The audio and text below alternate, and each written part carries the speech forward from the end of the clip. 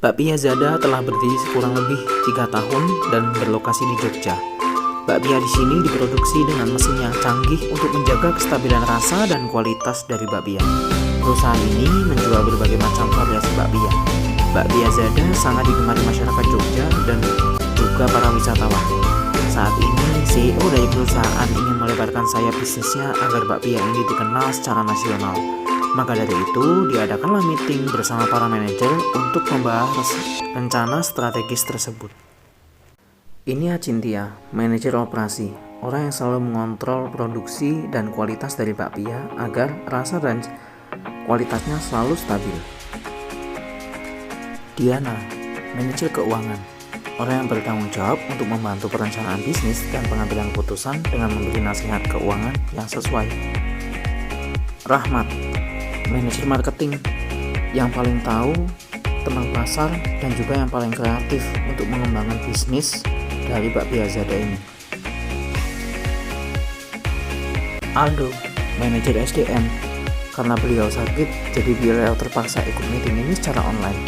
Dan ini Zen, sang CEO serta pendiri dari perusahaan Bakpia Zada, orang yang bertanggung jawab dan juga membuat perencanaan strategis bagi perusahaan. Assalamualaikum teman-teman. Pada sore hari ini saya akan memulai meeting singkat mengenai rencana strategis dari Bakpia Zada Yogyakarta. Rencana strategis ini yaitu tentang ekspansi bisnis ke luar daerah dari Yogyakarta. Saya yakin dengan ekspansi ini karena terbukti dari 3 tahun ini PT Bakpia Zada ini mampu menggait pasar domestik Jogja sebanyak 30% dibanding pesaingnya yang lebih dulu. Itu pun belum dihitung dari total pangsa pasar ketika menambahkan data wisatawan domestik yang keluar masuk Jogja.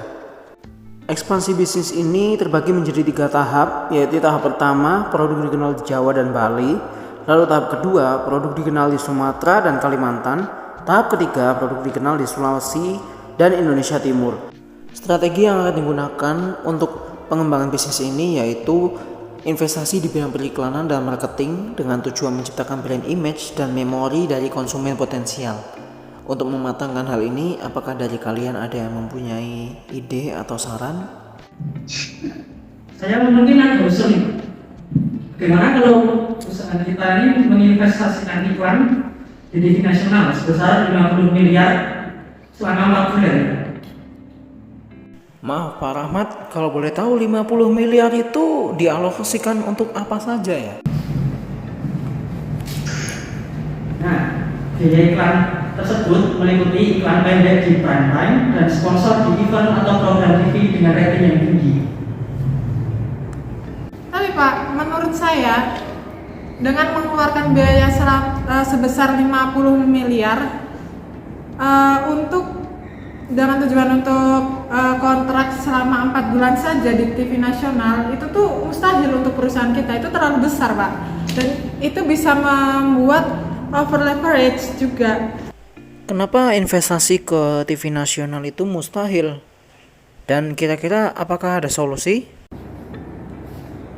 Soalnya ya Pak, kalau misal kita pakai TV nasional itu dengan biaya sebesar itu tuh perusahaan kita harus berhutang dengan rasio yang hampir 2,5 kali dari ekuitas yang kita miliki Pak. Sebaiknya kan kita ke TV lokal aja Pak, yang dengan biaya 10 miliar itu kita bisa dapat kontrak selama 6 bulan. Saya akan sedikit memberi bahwa pengembangan bisnis yang sedang dijalankan untuk ke depan dan sekarang sangat memerlukan investasi SDM yang tidak main-main. Kita juga harus memperhatikan tentang rekrutmen talenta yang berkualitas dan manajemen retensi di posisi manajer dan supervisor cabang bakpia. Kita juga tidak mungkin menuntut karyawan bekerja ekstra dengan model kompensasi tradisional. Sekian.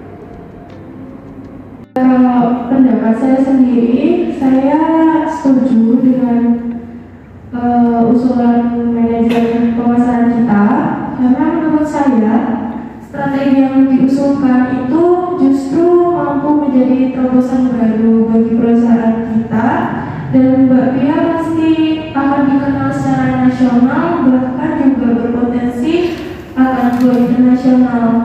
Dan kenapa saya setuju akan pendapat manajer pemasaran kita, karena bisa dilihat dari kualitas dari Mbak Pia kita sendiri sudah sangat teruji dan sudah banyak konsumen yang memberikan berbagai ulasan yang sangat baik dan berani melakukan word of mouth, karena cita rasa yang dipunya oleh Mbak Pia kita sendiri memang sudah cocok di bidang banyak orang.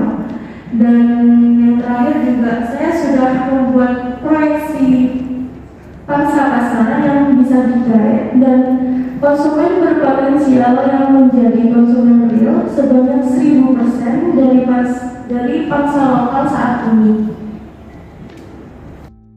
Setelah saya mendengarkan pendapat dari kalian, saya setuju dengan marketing dan memutuskan untuk invest ke TV nasional karena itu sejalan dengan rencana strategis kita dan penonton TV nasional itu dapat mencakup semua kalangan masyarakat. Untuk manajer keuangan, jika kita invest ke TV lokal itu memang murah, namun target konsumen di pasar akan kecil dan itu kurang sesuai dengan tujuan kita, yaitu untuk go nasional. Kita akan mencoba terlebih dahulu untuk 1 atau 2 bulan dan melihat dampak dari iklan TV nasional apakah signifikan. Dan untuk manajer SDM, kita dapat mengalokasikan karyawan dari induk yang terpercaya untuk mengelola cabang terlebih dahulu sembari mencari talent yang cocok. Lalu untuk meminimalisir biaya-biaya dari cabang perusahaannya, kita akan menggunakan sistem waralaba di mana perusahaan tidak harus menanggung biaya pengembangan dan resiko membuka pasar. Baik, sekian untuk meeting kali ini. Jika tidak ada komentar, maka saya tutup meeting pada sore hari ini. Wassalamualaikum warahmatullahi wabarakatuh. Dari meeting tadi dan juga kasus tadi, kita belajar bahwa kita harus bisa menghargai pendapat orang lain dan juga kita harus kritis terhadap situasi suatu masalah dan kita harus mencari problem solving yang tepat didasari dengan data-data yang sesuai. Dan saya sebagai CEO itu harus bisa membawa suasana yang bagus dalam meeting dan juga memberikan pendapat yang bisa diterima oleh bawahan-bawahannya. Sebagai manajer keuangan, kita harus lebih peka terhadap keuangan internal atau dari dalam perusahaan tersebut, harus sangat memahami kesehatan keuangan dari perusahaan tersebut dan juga peka terhadap faktor eksternal juga yang dapat mempengaruhi keberlangsungan perusahaan. Kita menyimpulkan bahwa kita harus lebih adil atau lebih bijak dalam mengatasi bawahan kita, karena perusahaan kita berhasil bukan cuma karena usaha sendiri, tetapi juga atas usaha bawahan kita dan juga atasan kita. Perusahaan ini harus tetap fokus dan berusaha buat kedepannya, karena dari sisi kualitas produk Bapia sangat teruji, banyak juga konsumen memberikan ulasan yang terbaik dan berani melakukan word of mouth, karena cita rasa Bapia ini memang cocok untuk lidah banyak orang. Apa yang saya pelajari dari meeting tadi adalah dimana pentingnya kita dalam berkemampuan komunikasi, karena komunikasi tersendiri itu menjadi skill utama dalam melakukan berbagai pekerjaan. Kedua, kita harus memiliki kemampuan leadership, karena kemampuan leadership itu sangat penting, terlebih untuk memberikan motivasi setiap anggota dan mampu mengelola ide bahkan konflik yang terjadi di dalam internal group. Sekian dari video simulasi tadi. Saya selaku CEO dari Bapia Zada dan juga mewakili yang lain izin undur diri. Wassalamualaikum warahmatullahi wabarakatuh.